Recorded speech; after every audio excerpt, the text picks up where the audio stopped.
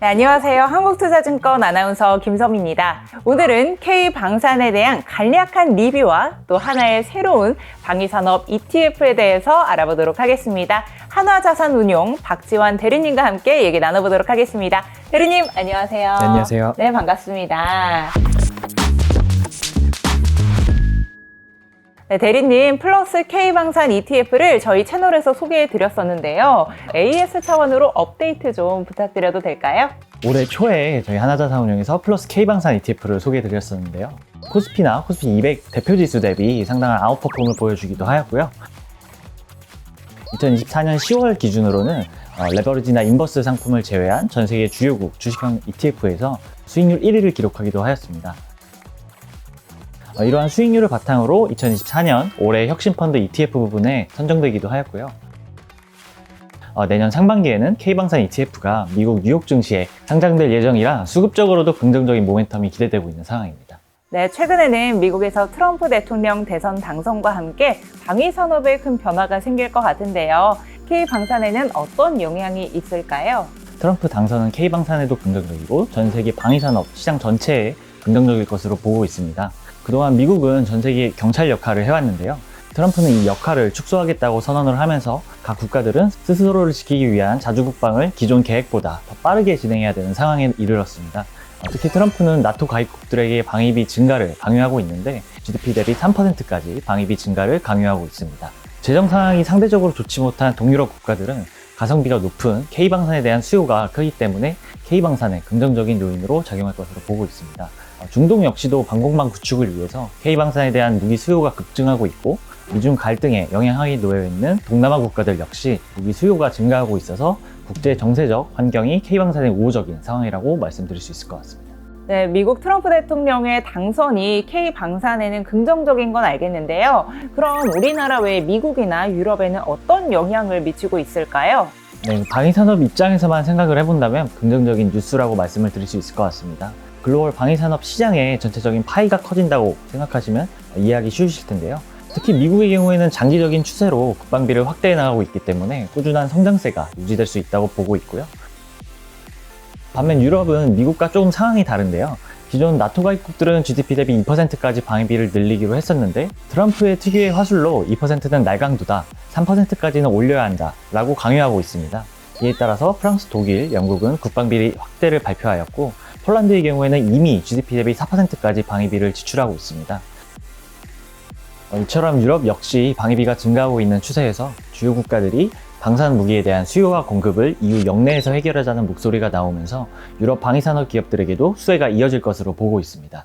그럼 미국의 추세적인 방위비 증액 흐름이 지속되면 미국 방위산업은 계속 긍정적이라고 봐도 될까요? 아마 많은 분들이 미국을 천조국이라 부르는 걸 들어보셨을 거예요. 실제로 미국의 국방비는 1000조 원을 넘어 무려 1200조 원 정도 됩니다. 이러한 미국의 막대한 국방 예산을 등에 업고 있는 것이 바로 미국 방위산업 기업들이라고 볼 수 있습니다. 미국의 첨단 무기들은 전 세계 많은 나라들이 사가긴 하지만 전체 매출 중 내수 매출 비중이 무려 85%에 달하고 있습니다. 그렇기 때문에 미국의 국방비가 장기적인 추세로 상승하게 된다면 덩달아 미국의 방위산업 내수 시장도 긍정적인 모습이 기대가 됩니다. 그럼 트럼프의 강요를 받고 있는 유럽 방위산업 시장 전망도 말씀해 주실 수 있을까요? 유럽 국가들은 세계 2차 대전 이후에 평화의 시대에 접어들면서 군물자 생산시설들을 많이 축소해 왔습니다. 최근에 들어서야 이제 뒤늦게 공장을 증설하고 방위산업의 부활을 시작한 상황인데 이러한 상황에서도 유럽 방산기업들은 성장성을 보여주면서 오히려 미국 방산기업들보다 높은 매출 성장률을 보여주고 있기도 합니다. 실제로 EU는 현재 약 20%인 역내 무기 구입 비중을 2035년까지 60%로 올리는 목표를 세우면서 K방산을 견제하려는 계획을 세우고 있습니다. 이러한 목표는 분명 유럽 방위산업의 성장성을 이끌 수 있는 모멘텀이라고 보여지는 상황입니다. 네, 설명해 주신 대로 미국과 유럽 방위산업 모두 수혜가 있을 것 같은데요. 미국과 유럽 방위산업에 동시에 투자하는 ETF를 so개해 주신다면서요? 이번에는 미국과 유럽 방위산업에 동시에 투자하는 상품인 플러스 글로벌 방산 ETF를 상장하였습니다. 저희 플러스 글로벌 방산 ETF는 기존 해외 혹은 글로벌 방산 ETF와는 다른 두 가지 특징이 있는데요. 첫 번째는 미국과 유럽의 5대5 비중으로 동시에 투자한다는 점입니다. 많이들 알고 계실 미국의 대표 방산 기업인 록히드 마틴을 필두로 RTX, 노스롭 그루먼, 제너럴 다이내믹스와 같은 대표 미국 방산 기업에 50% 비중으로 투자하고 영국의 BAE 시스템, 독일의 라인메탈, 프랑스의 탈레스, 이탈리아의 레오나르도 같이 유럽 방위산업 기업의 나머지 50% 비중으로 투자합니다. 미국의 안정성과 유럽의 성장성, 이 두 가지에 동시에 투자한다고 생각하면 좋을 것 같습니다. 혹시 미국과 유럽 방위 산업을 처음 접해보시는 투자자분들을 위해서 조금 더 자세히 비교해 주실 수 있을까요?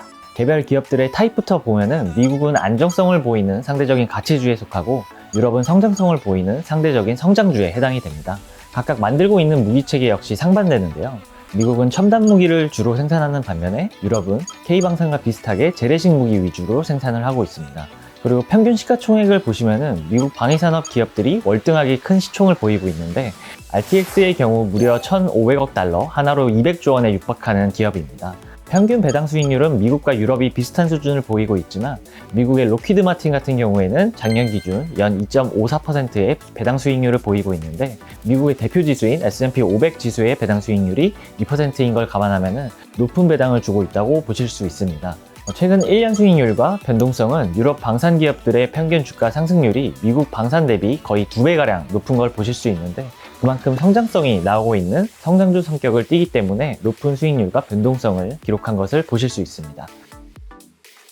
저희 플러스 글로방산 ETF는 상대적으로 안정적인 미국 방위산업에 성장성을 보이고 있는 유럽 방위산업을 더해서 안정적인 흐름의 초과 성과를 추구한다고 보시면 이해하기 편하실 것 같습니다. 그럼 플러스 글로벌 방산 ETF의 두 번째 특징은 어떤 걸까요? 네, 두 번째 특징은 방위산업 집중 포트폴리오를 구성했다는 점입니다. 방위산업 기업들은 기본적으로 방산 분야 외에 항공이나 우주 등 여러 분야의 사업을 동시에 하고 있어서 다양한 매출원이 있는데요. 해외 상장 방산 ETF들은 우주 및 항공 분야에서도 복합적으로 투자하는 상품이라 평균적으로 구성 종목들의 방위산업 관련 매출은 50% 수준입니다. 반면 저희 플러스 글로벌 방산 ETF의 구성 종목들은 방위산업 분야 매출 비중을 평균 80%로 높여서 방위산업에 집중한 포트폴리오로 구성되어 있습니다. 이러한 특징은 수익률 측면에서 우위를 가져갈 수 있는 특징인데요. 준비한 화면을 보시면은 플러스 글로벌 방산 ETF의 기초지수가 타 ETF의 기초지수 대비 좋은 퍼포먼스를 기록하고 있습니다. 2022년 러시아 우크라이나 전쟁을 기점으로 방위산업이 성장 섹터로 탈바꿈하면서 이러한 결과를 만들어냈다고 보고 있습니다. 네, 오늘은 방위산업의 명가 하나자산운용과 함께 K방산뿐만 아니라 글로벌 방산까지 쭉 한 번에 정리해보는 시간을 가져봤는데요. 방산 섹터에 관심 있는 분이라면 플러스 글로벌 방산 ETF에 관심을 가져보시는 건 어떨까요? 그럼 저희 마무리 인사 한번 해볼까요? 네. 여러분 모두 연금 부자 부자 되세요. 되세요.